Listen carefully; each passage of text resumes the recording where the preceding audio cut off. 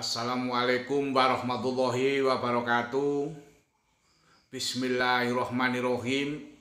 Asyhadu alla ilaha illallah wahdahu la syarikalah wa asyhadu anna Muhammadan abduhu wa rasuluh.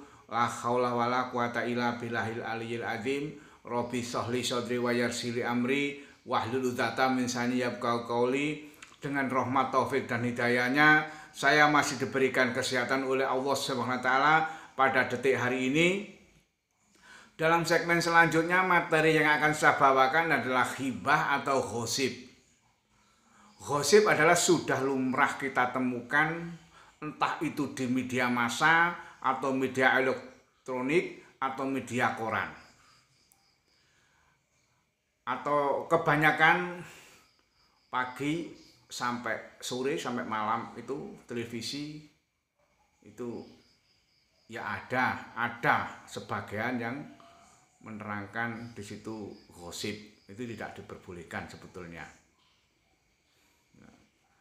Ghibah adalah menyebutkan kejelekan orang lain atau tidak orang lain yang tidak kita orang lain yang tidak disukainya. Kita tidak menyukainya. Jadi kita melebarkan gosip. Umpama ada orang yang tidak kita sukai, kemudian kita itu melebarkannya, menggosipnya atau ngerasaninya, itu tentu jelas tidak diperbolehkan. Entah itu laki-laki, entah itu perempuan, atau entah itu di majelis apapun, atau majelis rapat, atau majelis politik, atau majelis birokrasi. Seperti majelis politik adalah sepertinya kita menjelek-jelekan lawan politik kita. Lawan politik kita begini, begitu. Itu tidak diperbolehkan. Meskipun itu kita tahu sendiri dan meskipun itu kita mendengarkan dari orang lain. Gosip juga itu dijelaskan atau ucapan atau tulisan atau isyarah, itu juga tidak, meskipun ucapannya banyak yang benar tapi bisa salah, salah bisa benar, atau tulisan juga begitu, yang salah bisa benar, benar bisa salah. Kita itu seperti isyarah. Isyarah dalam gelengan, isyarah dalam mata, isyarah dalam mulut, isyarah dalam anggukan. Itu cara menggosip yang kita tidak senang kepada seseorang. Kita lebarkan. Meskipun yang mendengarkan juga itu juga berdosa besar. Tidak diperbolehkan.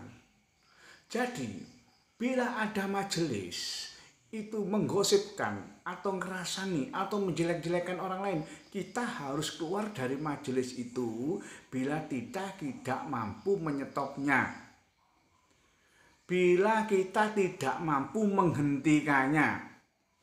Kalau kita terus mendengarkannya juga kita berdosa, meskipunkah itu rapat, ya, meskipun itu majelis keluarga atau majelis rekan atau majelis rioni. Kebanyakan rioni itu bagus, sangat bagus, tapi kalau ada oknum satu orang dua orang itu ngerasani, kita mendengarkannya harus kita tinggalkan. Itu apa artinya? Karena di situ ada gosipnya, ada ngerasaninya, ada ghibahnya. Jadi gosip ini sudah merajalela di kalangan kita semua. Zaman Nabi, zaman Rasulullah sudah ada gosip. Tapi sekarang lebih modern lagi gosipnya. Bahasa-bahasanya lebih dipermudah,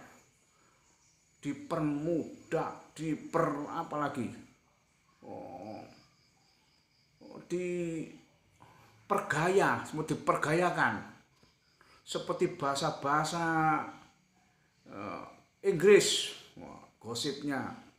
Tapi orang supaya tidak mengertinya, bahasa-bahasa orang tidak mengertinya, yang mengerti diri sendiri sama kelompoknya. Itu tidak diperbolehkan. Jadi kenapa gosip kok tidak diperbolehkan? Karena bisa menimbulkan fitnah. Kalau sampai menimbulkan fitnah, itu bisa menjadi bencana. Bisa terjadi memutuskan silaturahmi. Bisa terjadi bentrokan. Bisa jadi peperangan. Itulah gosip. Awalnya kecil. 1 orang, 2 orang. Kemudian gosip jadi besar. Itulah jadi fitnah. Mestinya kita itu menutupi cacat saudara kita. Allah SWT juga menutupi diri kita. Bila ada kejelekan kita ditutupi. Umpama kita ditampakkan kejelekan kita, manusia akan lari. Karena apa? Wajah kita seperti yang ditampakkan. Gitu. Kalau kita berbohong, bagaimana kalau wajah kita itu nanti seperti anjing, ditampakkan seperti jin itu. Bohong, akhirnya wajahnya seperti jin. Kalau dilihatkan seperti jin kan orang lari semua. Allah menutupinya. Jangan sampai kita berbohong itu didengarkan oleh orang lain, ditutupinya. Karena apa? Manusia itu tempatnya untuk bertobat kepada Allah. Mari kita hindari gosip. Jadi mestinya jadi omongan kita itu menjadikan yang baik-baik. Karena apa? Omongan kita kalau menjadi bencana, nanti kita dosa terus-menerus, dosa berkelanjutan. Karena apa? Menimbulkan sengsaranya orang banyak. Jadi gosip itu supaya kita itu tidak bangkrut di akhirat nanti. Jadi kita itu nanti harus mempertanggungjawabkan sholat kita nanti. Pertama yang dihisab, puasa kita, zakat kita, nanti bisa diberikan kepada orang yang kita zolimi, kepada orang yang kita fitnah tadi. Itulah. Nanti bisa terjadi bangkrut, kita tidak punya amalan sholat, kita tidak punya amalan zakat, kita tidak punya amalan puasa. Karena diminta semua oleh orang yang kita zalimi tadi, yang kita orang fitnah tadi. Jadi juga begitu. Ghibah itu ya ada yang diperbolehkan. Seperti apa ghibah yang diperbolehkan? Gosip yang diperbolehkan, ngerasani yang diperbolehkan adalah orang yang terzalimi. Orang yang terzalimi, orang yang teraniaya. Dia menceritakan kronologinya, teraniaya.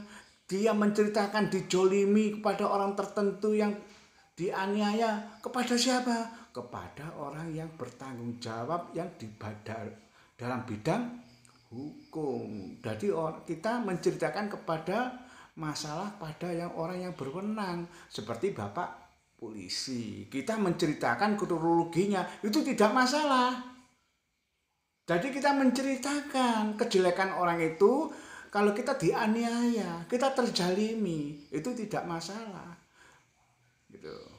Selanjutnya kita membantu atau merubah kemaksiatan supaya tidak jadi kemaksiatan. Jadi merubah kebaikan. Jadi umpama ada suatu kelompok, suatu daerah, suatu golongan, itu atau suatu kaum, itu di situ diadakan kemaksiatan. Kita harus mengatakan kepada tokoh-tokoh masyarakat di situ, atau tokoh adat, atau tokoh kampung, atau kepada tokoh pemerintah seperti Bapak polisi, menceritakan kejelekan, kemaksiatan di situ. Di situ ada kemaksiatan, Pak. Diceritakan kronologinya, itu tidak masalah. Supaya ditindak kemaksiatan itu supaya menjadikan baik, tidak masalah. Seperti minta fatwa kepada ulama, kepada alim atau kepada ulama. Masalah apa? Atau seperti masalah waris.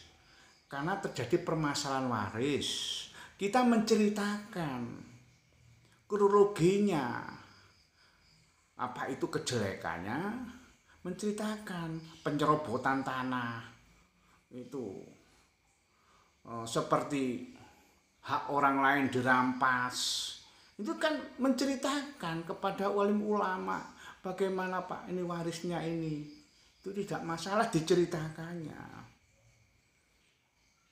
Kita harus juga memperingatkan kepada sesama muslim, memperingatkan kepada muslim supaya jadi baik gitu.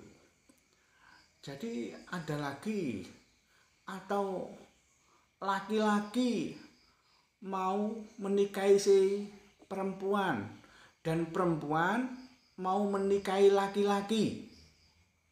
Jadi si perempuan tadi ingin mengetahui biografinya si laki-lakinya, dari kakeknya, dari neneknya, dari bapaknya, dari ibunya, dari saudara-saudaranya, atau kebaikan dan kejelekan si laki-laki itu atau kepada kerabatnya.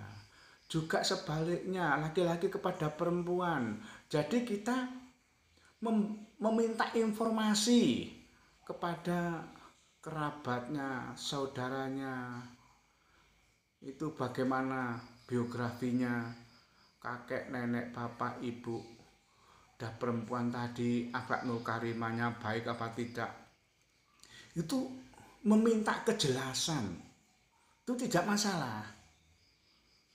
Jadi tidak dipermasalahkan kalau kita minta keterangan supaya nanti jadi suami istri yang baik gitu. Jadi harus tanya-tanya dulu kepada saudara-saudara terdekat itu nanti si calon tadi. Jadi menggunjing atau ngerasani itu sama dengan orang yang memakan bangkai atau memakan dagingnya saudara kita sesama muslim. Karena apa? Karena kebersatuan seluruh rahmi kita, ukhuwah Islamiyah kita utamakan. Jangan sampai karena ada fitnah sana, fitnah sini, menjelekkan sana, menjelekkan sini, terjadi bentrok sana, bentrok sini sesama muslimnya. Karena apa? Karena sana tuh dikatakan baik, sana dikatakan jelek, sini dikatakan baik, di sana dikatakan jelek. Jadi pemimpinnya, ulamanya, tokohnya itu banyak yang diikuti oleh masyarakat. Jadi pemimpinnya baik, juga masyarakatnya ikut baik. Kenapa? Karena kebersatuan, mempersatukan muslim itu adalah suatu kemakmuran. Kalau kita bercerai-berai, terpecah belah, ada madhab ini, madhab itu, atau seperti ada Wahabi katanya, ada Salafi katanya, ada Aswajah katanya. Kalau Aswajah itu memang ahli sunnah wal jamaah, semua mengatakan ahli sunnah wal jamaah. Ya kita persatukan ahli sunnah wal jamaah. Meskipun Salafi ya ahli sunnah wal jamaah, Wahabi ya ahli sunnah wal jamaah, NU juga ahli sunnah wal jamaah, lebih ahli sunnah wal jamaah juga, lebih memang itu.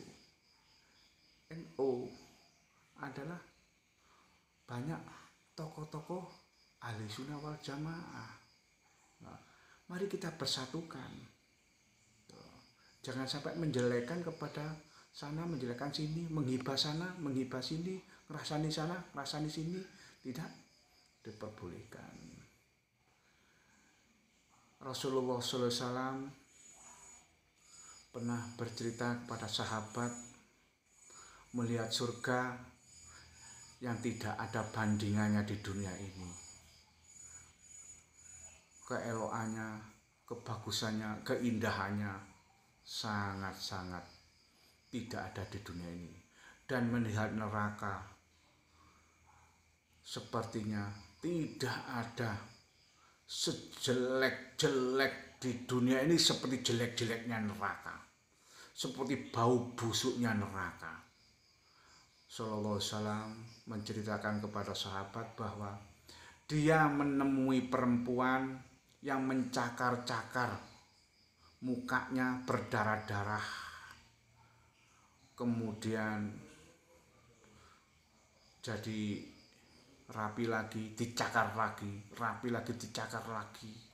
Kemudian Rasulullah menerangkan bahwa itulah perempuan yang suka hibah di dunia, perempuan yang suka gosip di dunia. Nah, jadi mari kita, meskipun perempuan, meskipun laki-laki, kita harus terlepas dari riba. Semoga rezeki kita barakallah. Alhamdulillahirabbil alamin. Cukup sekian pembahasan saya.